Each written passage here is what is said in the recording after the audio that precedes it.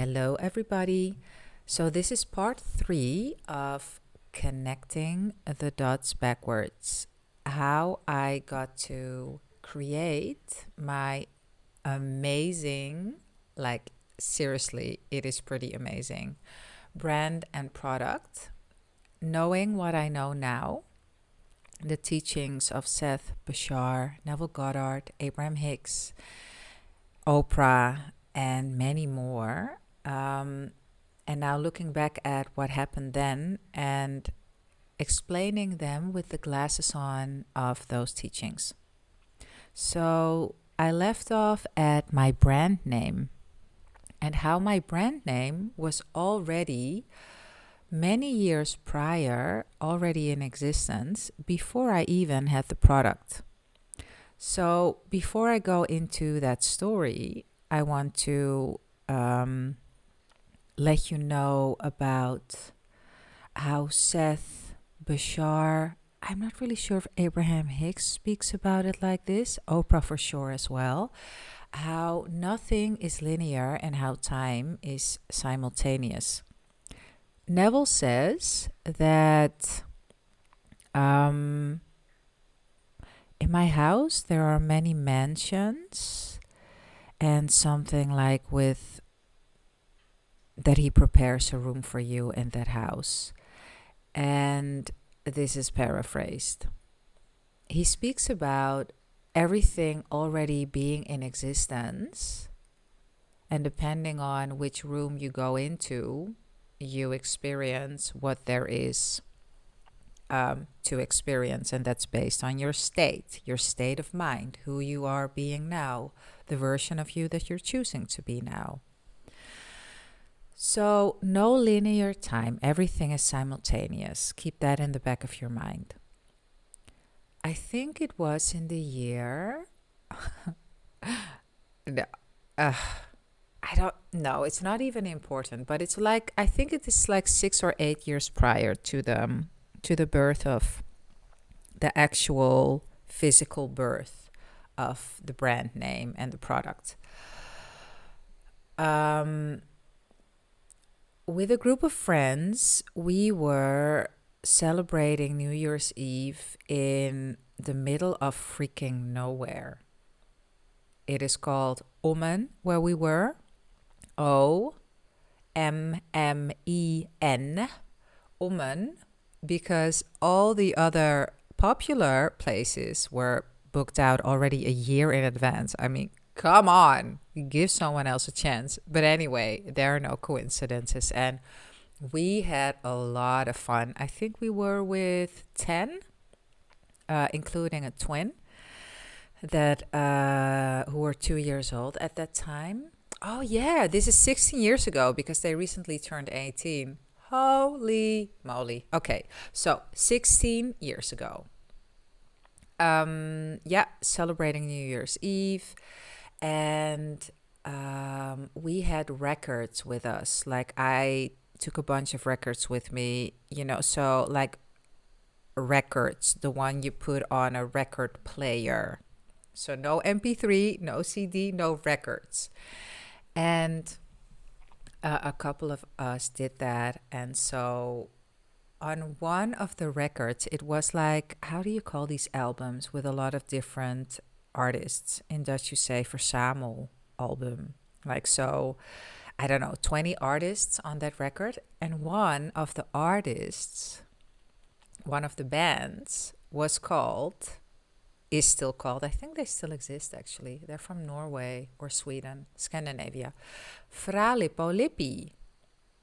Fralipo Lippi. So my brand is Fralipo Lippi with an E at the end, Lippi with an E, which means small lip. And their name is with an I on the end. So they have one letter less. And fast forward to when I was playing with making lip balms and making all these forms and posting them on social media on Facebook. And so one of my good friends that was present at the Fralipo Lippi New Year's Eve gig she posted on one of my posts, "Hey, what is going on with these fralipolipis?" Like she's a stickler for, I'm not sure if that's the right word, but anyway, she always has really funny word um, jokes. And when she did that, when she posted that, I was like, if this ever will become a brand name, if I ever put this out into the world, this is the perfect name, Frale Polipi.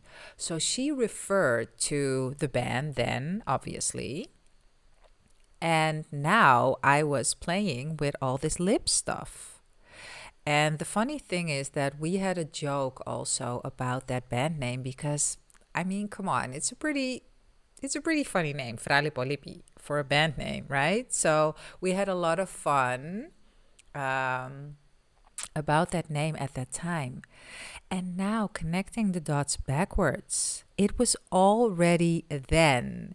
And our inner beings must have had a blast because you know how Bashar says that the higher self, Abraham Hicks calls it the inner being, how the higher self can see everything, can see the whole thing because it's up on the mountain and we're down in the valley. So I was down in the valley with my friends in Oman playing records, decided to take this record with me with a bunch of artists. And one of the artists was called Frale Polipi. The higher self could already see that years, there's no linear time, but years in our frame of existence. Years later, I would play around with lip balms and then have an idea about the name that was already born so many years prior. So the higher self could already see all of that. And I just followed the instincts. We just went to that Oman place that had a record player and I took records with me. And I mean, you can't make that stuff up. And actually, it goes even further back because it was a record that my mom bought. Like I had records in my apartment in Amsterdam from the time my mom was buying records. You can't make that stuff up, can you?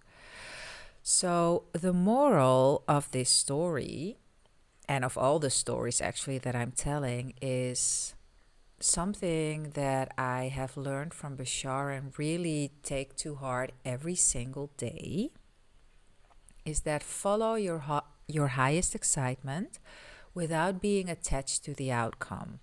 Because when you follow your highest excitement, things come together in ways at one point that you have no idea how they could connect together at one point in your life. And they will. And I have like a crazy cool story for you later on how a dude that really crushed my heart, how he was a major player in me being interviewed for one of the largest magazines of Holland. And that's a story for another time. And if I had not met him, if we had not been involved, and maybe, who knows, maybe he felt even guilty for doing what he did, what he had done at the time, and that's why he proposed me to, who knows, whatever. So this is not this story is not about that. This story is about the brand name. So at the moment that I decided to have the product, I thought, oh, cool, and I have a name as well too. So that was how that came about. I ordered the containers. I figured out like, okay, how do I want what do I want the font to be? This was pre-Flamingo too. What do I want the font to be? And I had them printed on labels that I cut out myself. Like I had this huge sheet of paper with one big plastic thing on there with many labels, and I cut them out myself. That's how I started. And I cooked lip balms. I put them in the containers. I put the label on. I made a picture and I put it up on Facebook. And I was like, yeah, this is my product, la la la. And then an acquaintance of mine who still owns a beautiful jewelry shop in the heart of Amsterdam said to me, would you like to have your first sales point? I would love to sell them. So without me, there was like no thought behind. I had no intention of, I'm going to post this, then someone's going to respond and say, hey, do you want a sales point? No, I was just super freaking happy to have decided to do this, to have the labels, to have the containers. And it was just, this pure heartedness, like a little kid, like this pureness of little children that are not strategizing. They're just happy and they're doing, and all the most amazing things come from that. So that was me in that state. And this is what happened as a consequence immediately. So the flamingo, you know what? How the flamingo came about, I will share in the next video that I'll make about this. What I do want to tease you on already is that the flamingo is I actually recently found out this. I get chills when I think about it now. What the flamingo stands for symbolically is everything that suits crazy amazingly to who I am and how I am in life. And so that was already determined then. There's no linear time. Like everything just pops up at the moment that it's supposed to pop up, and we do something with it like when we follow our intuition. When I follow my highest excitement, because now I know that that's what it was. I follow my intuition. I don't really plan. I don't plan. I just go.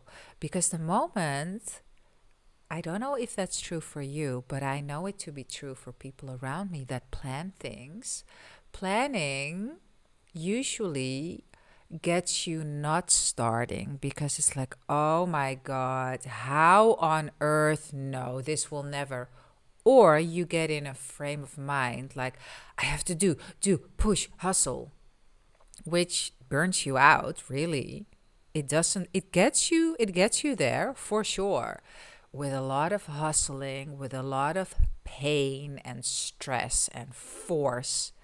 And that's a way to do life. Like Seth teaches that there are two ways to do life, and one is like pushing through, and the other way is to have it unfold in the most magical way. And I'm paraphrasing. This is not how Seth speaks. This is from his teachings. Yeah, the flamingo. So in the next story, I will tell you how the flamingo came about. And if you're wondering why I'm not on camera, well, just because. See you in the next. Much love. Bye.